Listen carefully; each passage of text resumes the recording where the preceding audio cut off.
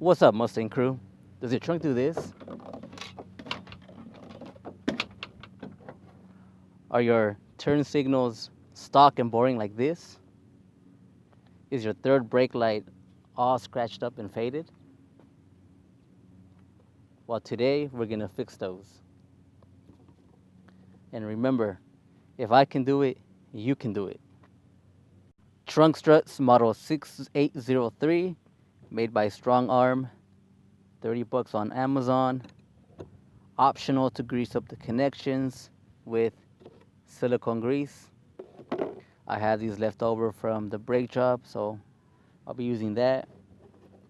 You'll also be needing a small flathead. The sequencers cost me $120 at AmericanMuscle.com.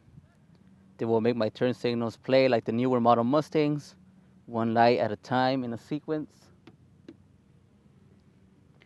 You'll need a molding tool and a 11mm deep socket to install these. You're basically just swapping the harness found inside the light. These sequence pretty fast, so I'll be using the Raxium flasher to slow them down. 120 for the harness, 30 for the flasher at AmericanMuscle.com. Alright, last, the third brake light replaces my old bulbs with LEDs. It costs $70 at AmericanMuscle.com. You'll need a deep socket, 10mm, to swap the old one. I'm going to protect it with Meguiar's headlight coating and Ethos Professional Ceramic Wax. Now that's optional, but I want my light to stay new as long as possible. Now the trunk struts are ridiculously simple to install. First, have someone hold up the trunk or put some wooden planks for support. At the back of the strut, there's this little clip, and with your flathead, you just pry it up, and that's it. When you pry it up, this mouth opens up, and you could just dislodge it from the connection. It's so simple. All right, this is how easy it is. You just pry open that ring, and then just disconnect. Boom. We got the other side. Stick your pin in.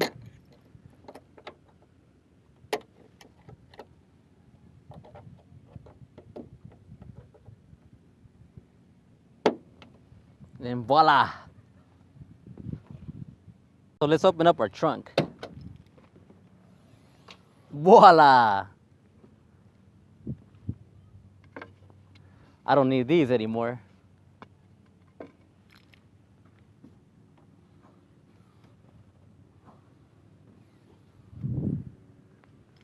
$30. That's all it took, $30.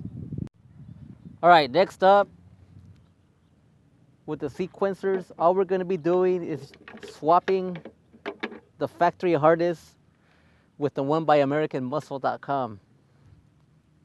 I'm not gonna bore you with how to take off this tail light because they, on their website, when you're ordering this part, they have a nice tutorial on how to do it. So what we're basically gonna be doing is transferring these lights over to this harness and then connecting this harness to the existing connection and reusing the old tail light. So it's very straightforward. Like I said earlier, all you need is a 11mm deep socket and the molding tool.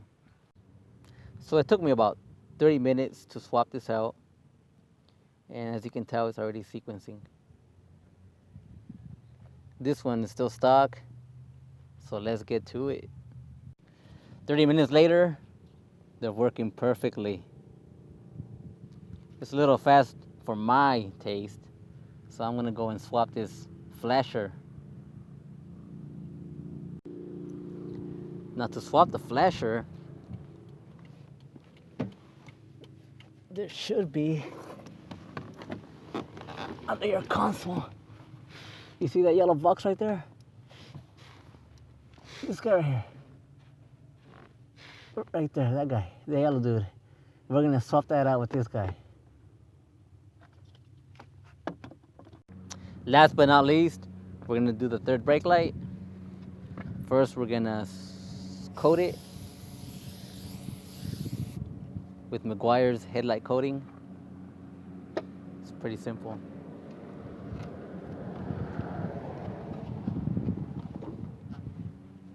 So the third brake light is a little bit trickier. First, using the 10mm deep socket, you take these out. There's only two. Then you disconnect this molding. And after that, you're gonna take off the harness and basically just swap it onto here.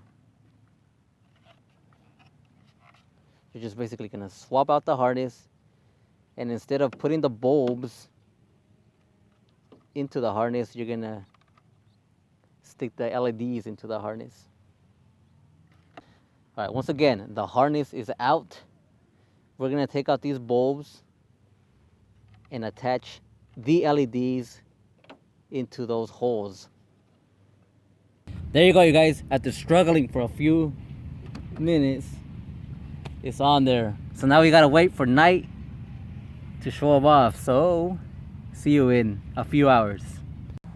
One thing I didn't mention is if your LEDs won't fit into the third brake light, you might need to use a large flathead screwdriver to pry open the connections a little bit. I had to do that with this car, but it's no biggie. They will fit.